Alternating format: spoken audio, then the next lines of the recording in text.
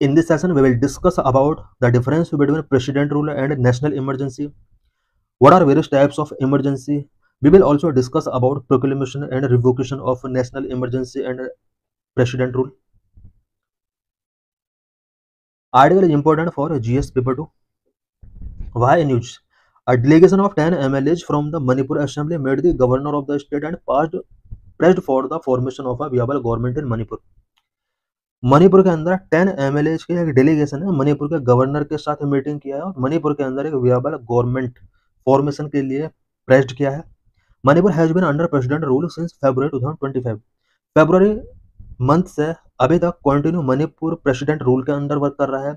Y president rule has been impose, Manipur president rule क्यों impose किया गया? Violence between the Meitei and Kuki Zo community, because Manipur के अंदर Kuki Zo community and Meitei community के बीच में वायलेंस चल रहे थे काफी लॉन्ग टाइम से। कुछ ऐसा पॉलिटिकल सिचुएशन आया कि जिसकी वजह से यहाँ पर प्रेसिडेंट रूल इम्पोज करना पड़ा। Ongoing since May 2023 has claimed about 250 lives and displaced over 60,000 people. In violence में ये जो वायलेंस है वो मई 2023 से ऑनगोइंग थे और इन वायलेंस की वजह से 250 पीपल अपना लाइफ लॉस्ट कर चुके हैं और 60,000 से ज़्यादा पीपल यहाँ पर डिस्प्लेस हो चुके हैं। Number conflict originated from the Meitei demand for ST status, because Meitei community के लोग एसटी स्टेटस डिमांड कर रहे थे। कुकी लोगों को ये लायक नहीं था, उन्होंने इसका अपोज किया। कुकी लोगों को लगा कि उनका जो जॉब अपॉर्चुनिटीज है वो लॉस हो सकता है, इस वजह से ये वायलेंस यहाँ पर इरुप्ट हुए। Number 3, a political crisis erupted in the state after Mr. Singh's resigned on February 9. The state BJP leadership struggled to reach a consensus on his successor because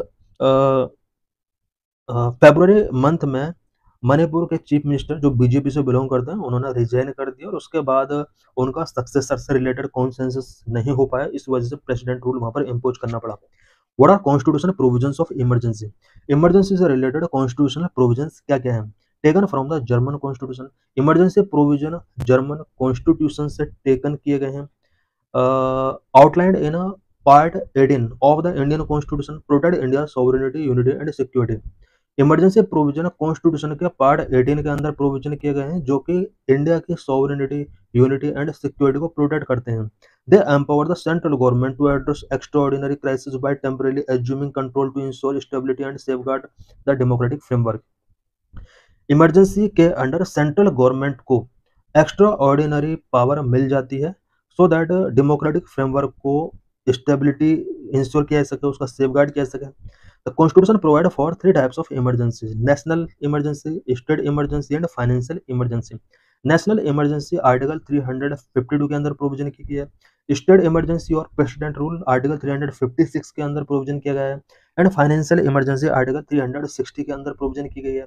in Manipur the president has proclaimed a state emergency popularly known as president rule और constitutional emergency. Manipur के अंदर president ने state emergency यहाँ पर proclaim की गई। State emergency को president rule या कॉन्स्टिट्यूशनल इमरजेंसी के नाम से भी जाना जाता है और 356 आर्टिकल के अंडर प्रेसिडेंट अपनी पावर को एक्सरसाइज करता है स्टेट के अंदर।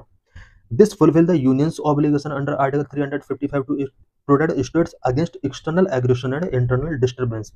कॉन्स्टिट्यूशन के आर्टिकल 355 के अंदर ये प्रोविजन किया गया है कि किसी स्टेट के अंदर अगर इंटरनल डिस्टर्बेंस या एक्सटर्नल एग्रेशन से रिलेटेड कोई अगर सिचुएशन पैदा होती है तो उस कंडीशन में यूनियन गवर्नमेंट का ऑब्लिगेशन होता है कि वो स्टेट को इन सब सिचुएशन से प्रोटेक्ट करे। When states constitutional machinery fail due to non performance और mal performance, article 356(1) empower the president to issue a proclamation. अगर किसी स्टेट का कॉन्स्टिट्यूशनल मशीनरी फेल हो जाता है उस स्टेट के अंदर गवर्नमेंट के नॉन परफॉर्मेंस या मेल परफॉर्मेंस की वजह से, देन आर्टिकल 356(1) के अंडर प्रोविजन किया गया है कि प्रेसिडेंट उसके स्टेट के अंदर प्रेसिडेंट रूल इम्पोज कर सकता है। This effectively transfer all executive functions of the state to the center and legislative functions to the parliament while leaving the high court power unaffected. President rule के under उस state के जितने भी executive powers होती हैं वो centre के पास आ जाती हैं और जितनी भी लेजिस्लेटिव पावर होती हैं वो पार्लियामेंट के बिफोर आ जाती हैं, बट हाई कोर्ट की जो पावर होती है वो अनअफेक्टेड रहती हैं। Additionally, Article 365 provide that if a state fail to comply with any union direction, under constitutional provisions the president may declare a constitutional emergency. Constitution का आर्टिकल 365 के अंदर ये प्रोविजन किया गया है कि अगर कोई स्टेट यूनियन डायरेक्शन का कंप्लाई करने में फेल होता है, देन कॉन्स्टिट्यूशनल प्रोविजन के हिसाब से प्रेसिडेंट उस स्टेट के अंदर कॉन्स्टिट्यूशनल इमरजेंसी या प्रेसिडेंट रूल डिक्लेयर कर सकता है। इट मीन्स आर्टिकल 365 के अंडर प्रेसिडेंट को ये पावर है कि अगर सेंट्रल गवर्नमेंट की बात है, अगर नहीं मानता है स्टेट गवर्नमेंट, तो वहां पर इस बेस पर भी कॉन्स्टिट्यूशनल इमरजेंसी या प्रेसिडेंट रूल इम्पोज किया जा सकता है। Proclamation must be laid before each house of parliament. जो भी प्रोक्लेमेशन होता है प्रेसिडेंट के द्वारा स्टेट के इमरजेंसी से रिलेटेड, इस प्रोक्लेमेशन को पार्लियामेंट और बोथ हाउस के बिफोर रखना होता है। As per article 356 the proclamation must be laid before each house of parliament and unless approved by a simple majority in both houses it ceases after 2 month. Parliament का both house के द्वारा simple majority से इसे पास कराना होता है। अगर ये पास नहीं होता है तो इस प्रेसिडेंट रूल को या कॉन्स्टिट्यूशनल इमरजेंसी को 2 मंथ के अंदर सीज होना होगा। इट मीन्स 2 मंथ के बाद इसको रिवोक करना होगा। Effective for 6 month once approved it remain effective for 6 month from the proclamation date with further 6 month extension require additional parliamentary approval. एक बार पार्लियामेंट के बोथ हाउस के द्वारा अगर प्रेसिडेंट के प्रोक्लेमेशन से रिलेटेड अप्रूवल पास हो जाता है तो कंटिन्यूस 6 मंथ के लिए ये प्रोक्लेमेशन इफेक्टिव रहता है। नेक्स्ट 6 मंथ के एक्सटेंशन के लिए एडिशनल पार्लियामेंट्री अप्रूवल की नीड होती है। Renewable beyond 1 year is allowed only in 2 conditions. अगर 1 साल के बाद इसको रिन्यू करना है तो उसके लिए 2 कंडीशंस होती हैं। Number 1, in emergency has been declared in the country और any part of the state. अगर कंट्री के अंदर इमरजेंसी डिक्लेयर हो चुकी है या किसी स्टेट के किसी पार्ट में इमरजेंसी डिक्लेयर हो चुकी है, उस केस में 1 साल के बाद भी इसको बढ़ाया जा सकता है। If the election commission certifies that president rule is necessary due to difficulties in conducting state election. अगर इलेक्शन कमीशन को लगता है कि स्टेट के अंदर इलेक्शन कमीशन कंडक्ट कराने से रिलेटेड कोई डिफिकल्टीज है, उस केस में भी 1 ईयर से ज़्यादा टाइम पीरियड के लिए प्रेसिडेंट रूल को एक्सटेंड किया जा सकता है। हाउएवर इन नो केस के अंदर proclamation remain effective for more than 3 year. लेकिन यहाँ पर एक मैक्सिमम लिमिट दी हुई है कि 3 ईयर से ज़्यादा टाइम पीरियड के लिए कभी भी प्रेसिडेंट रूल इम्पोज नहीं किया जा सकता। How is a constitutional emergency different from a national emergency. Article 352 govern the proclamation of a national emergency which has been invoked thrice. अभी तक इंडिया के अंदर नेशनल इमरजेंसी 3 बार इन्वोक की जा चुकी है। Number 1, during the 1962 India China war. 1962 में India China war के ड्यूरिंग नेशनल इमरजेंसी डिक्लेयर किया गया। Number 2, 1971 armed conflict with Pakistan. Pakistan के साथ भी 1971 में आर्म्ड कॉन्फ्लिक्ट हुआ, उस टाइम पर नेशनल इमरजेंसी डिक्लेयर किया। Number 3, in 1975 on grounds of internal disturbance के ग्राउंड पर 1975 में इंदिरा गांधी के द्वारा नेशनल इमरजेंसी इम्पोज किया गया। In 1975, then Prime Minister Indira Gandhi declared the emergency after the Allahabad High Court found her guilty of electoral malpractices and debarred her from holding any elected post. Grounds for national emergency. Unlike a state emergency, national emergency is proclaimed if any part of territory is threatened by war, external aggression, or armed rebellion. State emergency से different national emergency को proclaim करने के लिए कुछ conditions होती हैं, such as if India का कोई पार्ट या पूरा कंट्री के अंदर वॉर से रिलेटेड थ्रेट है, एक्सटर्नल एग्रेशन अगर होता है, आर्म्ड रिबेलियन होता है, इस कंडीशन में नेशनल इमरजेंसी का प्रोक्लेम किया जा सकता है। मेनली यहाँ पर थ्री बेसिस है: threatened by war, internal aggression and armed rebellion. Safeguard और प्रिवेंट मिसयूज। इसके मिसयूज को प्रिवेंट करने के लिए कुछ सेफगार्ड है। The 44th constitutional amendment introduce multiple safeguard to prevent misuse. National emergency या प्रेसिडेंट रूल के मिसयूज को प्रिवेंट करने के लिए 44th कॉन्स्टिट्यूशनल अमेंडमेंट 1971 में कुछ मल्टीपल सेफगार्ड इंट्रोड्यूस किए गए। It replace internal disturbances with armed rebellion, mandated a written recommendation from the cabinet rather than just the PM, and shortened the parliamentary approval window from 2 months to 1 month. 44th constitutional amendment 1978 के अंदर कुछ safe guard introduce किए गए, जिसमें सबसे पहला जो safe guard था, इंटरनल डिस्टर्बेंस की जगह अब यहाँ पर आर्म्ड रिबेलियन को इंक्लूड किया गया। इट मीन्स इंटरनल डिस्टर्बेंस के बेस पर नेशनल इमरजेंसी इम्पोज नहीं की जा सकती। अभी जो हमने ऊपर देखा एक्सटर्नल एग्रेशन या आर्म्ड रिबेलियन ये हो सकते हैं, लेकिन इसमें पहले इंटरनल डिस्टर्बेंस भी इंक्लूड था। बट अब इंटरनल डिस्टर्बेंस के बेस पर नेशनल इमरजेंसी इम्पोज नहीं किया जा सकता, जैसे कि इंदिरा गांधी ने किया था। एंड नेक्स्ट जो इसके अंदर सेफ गार्ड प्रोवाइड किया गया वो रिटर्न रिकमेंडेशन फ्रॉम कैबिनेट। पहले क्या होता था कि पीएम अपने बेस पर चाहे तो नेशनल इमरजेंसी डिक्लेयर कर सकता था, लेकिन अब कैबिनेट से रिटर्न रिकमेंडेशन पहले टेकिंग करना होगा। नेक्स्ट पार्लियामेंट्री अप्रूवल विंडो जो कि पहले 2 मंथ हुआ करता था वो अब 1 मंथ कर दिया। इट मीन्स पार्लियामेंट का अप्रूवल टेकिंग करना होगा 1 मंथ के अंदर, पार्लियामेंट का अप्रूवल इसमें होना चाहिए। It also clarified that Article 20 and 21 cannot be suspended and that the President must revoke the proclamation of if the Lok Sabha pass a resolution disapproving it. 44th constitutional amendment के अंदर ये भी clarified किया गया है कि article 20 and 21 emergency के case में सस्पेंड नहीं किए जाएंगे, और अगर लोकसभा इमरजेंसी का डिसअप्रूविंग से रिलेटेड कोई रेजोल्यूशन पास करती है, प्रेसिडेंट को प्रोक्लेमेशन को रिवोक करना होगा। This amendment restored judicial review of the president's satisfaction in proclaiming an emergency, a safeguard removed by the 38th Constitutional Amendment 1975. Initially emergency का जुडिशियल रिव्यू किया जा सकता था, but 38th constitutional emergency amendment 1975 के under judicial review के provision को यहाँ पर रिमूव कर दिया गया था। बट 44th कॉन्स्टिट्यूशनल अमेंडमेंट के अंदर ये प्रोविजन कर दिया गया कि इमरजेंसी का जुडिशियल रिव्यू किया जा सकता है, no time limit. Unlike a constitutional emergency which can last up to 3 years, a national emergency has no time limit.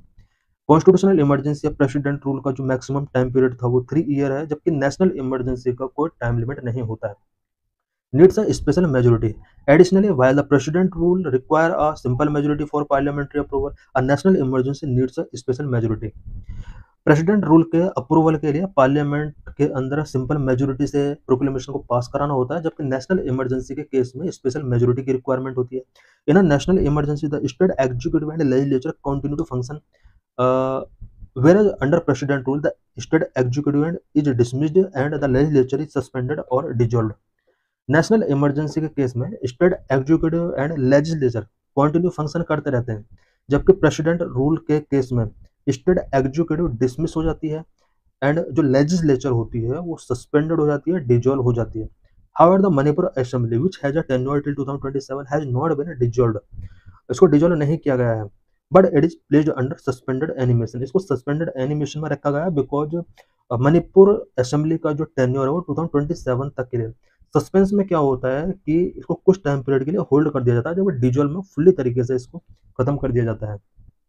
It means हमने देखा कि यहाँ पर स्टेट एग्जीक्यूटिव को डिसमिस कर दिया जाता है और लेजिस्लेचर सस्पेंड भी हो सकते हैं, डिजॉल्व भी हो सकते हैं। This means that the assembly is temporarily paused allowing it's revival if political stability is restored. President rule में असेंबली को टेम्परेली पॉज कर दिया जाता है और पॉलिटिकल स्टेबिलिटी रिस्टोर होने के बाद उसको रिवाइवल किया जा सकता है। Does president rule affect fundamental rights, क्या प्रेसिडेंट रूल इम्पोज करने के बाद फंडामेंटल राइट पर कोई फर्क पड़ता है? President rule does not affect citizens fundamental right unlike a national emergency where under article 358 freedoms under article 19 become inoperative and the president may suspend other fundamental rights except article 20 and 21। President rule impose होने पर किसी भी type का fundamental right affect नहीं होता है, जबकि national emergency के केस में अंडर आर्टिकल 358 आर्टिकल 19 के अंडर जो भी फ्रीडम्स मिली होती हैं वो इनऑपरेटिव हो जाती हैं। प्रेसिडेंट चाहे तो अदर फंडामेंटल राइट को सस्पेंड कर सकता है, बट आर्टिकल 20 एंड 21 के अंदर जो हमें राइट मिले हुए हैं उनके साथ किसी भी टाइप का सस्पेंशन नहीं होगा। Under President rule, the President acquire extraordinary powers with the governor on her behalf administering the state with assistance for the chief secretary or advisors appointed by the President. President rule के अंदर president को extraordinary power मिल जाती है, governor के साथ वो work करता है। It means governor he president के बिहाफ में वर्क करता है और स्टेट के अंदर चीफ सेक्रेटरी के साथ मिलकर वर्क करना होता है। Additionally, Article 357 allow Parliament to confer legislative powers on the President and authorize delegation to another authority while also giving the president power to sanction expenditure from the state consolidated fund. State के consolidated fund से सारे expenditure president के द्वारा कराए जाते हैं। How often president rule has been imposed, president rule कब कब किस स्टेट के अंदर इम्पोज किया गया है। दो doctor B R Ambedkar hope it would remain a dead letter, doctor B R Ambedkar को लगता था कि प्रेसिडेंट रूल का जो प्रोविजन है डेड लेटर के तौर पर पड़ा रहेगा। 134 times across 29 state and UTs, अभी तक अबाउट 29 स्टेट एंड यूटीज के अंदर about 134 time president rule impose किया जा चुका है। President has been imposed nearly 134 times across 29 states and UTs since the Constitution took effect in 1950, reflecting its dual role as both a crisis management tool and a politically contentious measures. Constitution के starting से लेकर यानी 1950 से लेकर अब तक India के 29 state and UTs के अंदर about 134 time president rule impose किया जा चुका है। और ये कहीं ना कहीं शो करता है कि क्राइसिस मैनेजमेंट टूल के तौर पर एंड पॉलिटिकल कंटेंटियस मेजर के तौर पर प्रेसिडेंट रूल के प्रोविजन को यूज किया जा रहा है। Punjab, the very first application of article 356 occurred in 1951 इन पंजाब, पहली बार प्रेसिडेंट रूल के प्रोविजन का जो यूज किया गया है वो 1951 में पंजाब के अंदर किया गया था। Manipur is tied with UP for the most frequent imposition of president rule, Manipur और यूपी ऐसे स्टेट हैं जहां पर most frequent time president rule impose किया जा चुका है। इट मीन्स 10 टाइम दोनों स्टेट के अंदर किया जा चुका, बट मणिपुर के अंदर अब ये 11 टाइम हो चुका है। Longest president rule in Manipur lasted 2 years and 157 days, Manipur के अंदर लॉन्गेस्ट टाइम पीरियड के लिए जो प्रेसिडेंट रूल रहा है 1969 से 72 तक कंटिन्यू रहा है, अबाउट 2 years and 57 days तक के लिए। Jammu and Kashmir hold the record for the longest cumulative duration over 12 years due to militancy and separatist movement followed by Punjab and Puducherry. Jammu and Kashmir के अंदर लॉन्गेस्ट क्यूमुलेटिव ड्यूरेशन के लिए president rule impose किया गया है, अबाउट 12 ईयर प्रेसिडेंट रूल रहा है। वहीं पंजाब के अंदर 10 ईयर तक लगभग प्रेसिडेंट रूल रहा है, उसके बाद पुडुचेरी 7 ईयर तक रहा है। What are the supreme court said about the use and misuse of president rule, president rule के यूज एंड मिसयूज से रिलेटेड सुप्रीम कोर्ट का क्या गाइडलाइन रहा है। In the landmark SR Bommai versus union of India judgment, supreme court held that the president's power under article 356 is conditional not absolute and that any proclamation is subject to judicial review. Supreme court का कहना था कि article 356 के अंदर जो president की power से related condition है वो कंडीशनल है, वो एब्सोल्यूट नहीं है एंड जुडिशियल रिव्यू का सब्जेक्ट है। अगर किसी स्टेट के अंदर प्रेसिडेंट रूल इम्पोज किया जाता है तो जुडिशियल रिव्यू का सब्जेक्ट हो सकता है। Both the supreme court and high courts can strike it down if found mala fides और बेस्ड ऑन इरेलेवेंट और एक्सट्रेनियस ग्राउंड्स। सुप्रीम कोर्ट का कहना था कि अगर प्रेसिडेंट रूल का ग्राउंड इरेलेवेंट है या एक्सट्रेनियस ग्राउंड उसका रहा है, हाई कोर्ट या सुप्रीम कोर्ट प्रेसिडेंट रूल को स्ट्राइक डाउन कर सकती है।